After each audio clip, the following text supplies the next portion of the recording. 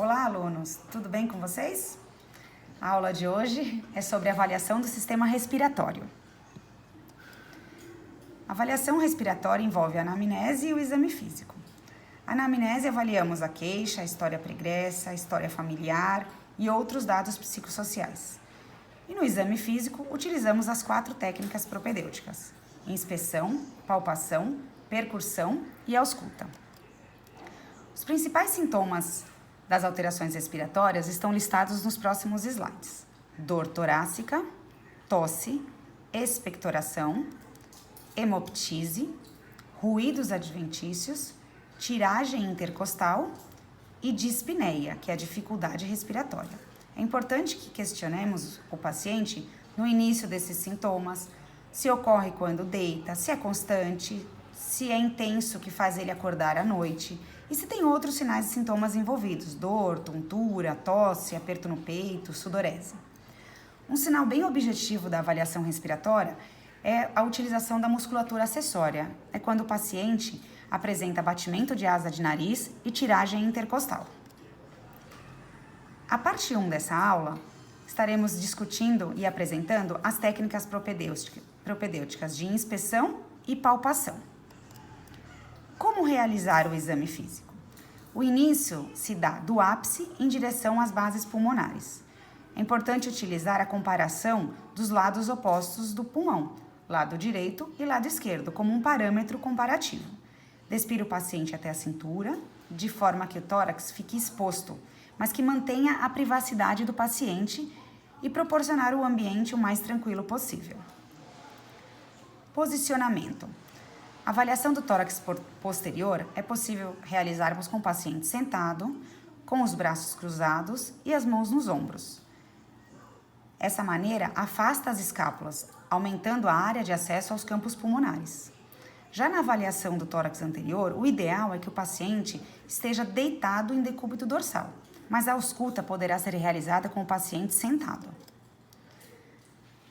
Lembrando da anatomia da região torácica, é importante que vocês tenham em mente as linhas imaginárias: linha escapular, vertebral, axilar anterior, linha external, hemiclavicular, axilar posterior e axilar média, ambas do lado direito e esquerdo. A primeira técnica de propedêutica utilizada é a inspeção. Na inspeção estática, vamos avaliar na pele a coloração, presença de cicatrizes e lesões. Ainda a distribuição dos pelos, abaulamento da caixa torácica, retrações intercostais, uso da musculatura acessória, baqueteamento dos dedos e formato do tórax. Já na inspeção dinâmica, vamos observar a dinâmica respiratória, a movimentação da caixa torácica durante a respiração. A respiração é composta pela inspiração e pela expiração.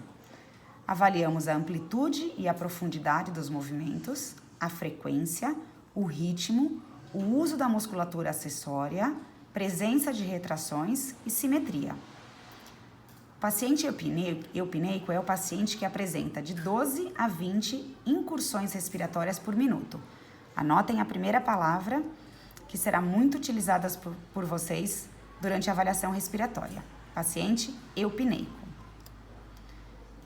Essa figura ilustra a inspeção dinâmica, o movimento do ar inalado e o movimento do ar exalado. Então, na inalação, o diafragma contrai e move-se para baixo, e na exalação, o diafragma relaxa e move-se para cima. Alterações respiratórias. Esse quadro que eu identifiquei aqui na linha verde, é importante que vocês guardem essas palavras, porque serão utilizadas diariamente durante a realização do exame físico: dispneia, dificuldade de respirar; bradipneia, diminuição da frequência respiratória; taquipneia, uma respiração rápida e superficial; apneia, ausência de respiração; hipoventilação, respiração lenta e superficial; hiperventilação, respiração rápida e profunda. Temos ainda o termo ortopneia, dificuldade respiratória na posição deitada. Lembrando do paciente eupneico. tem as movimentações consideradas normais. Na segunda técnica da avaliação do sistema respiratório, temos a palpação. É importante a identificação das áreas sensíveis ao toque, com dor, né? Conseguimos palpar massas torácicas, desvios traqueais, expansibilidade ou simetria e o frêmito tóraco-vocal. Para palpar a traqueia, posicionamos suavemente um dedo em um dos lados da traqueia e os outros dedos do outro lado, como mostra a figura. Deslocamos suavemente de um lado para o outro, assim conseguimos palpar a traqueia e perceber caso apresente alguma anormalidade, como por exemplo massas, atelectasias ou se o paciente tiver com um diagnóstico de pneumotórax, por exemplo. Então a gente desloca a traqueia de um lado para o outro. Expansibilidade torácica. As figuras mostram a palpação no tórax anterior. Então, as mãos devem margear as costelas inferiores, exatamente como mostra a figura, e avaliar o movimento de expansão da caixa torácica. Tórax posterior.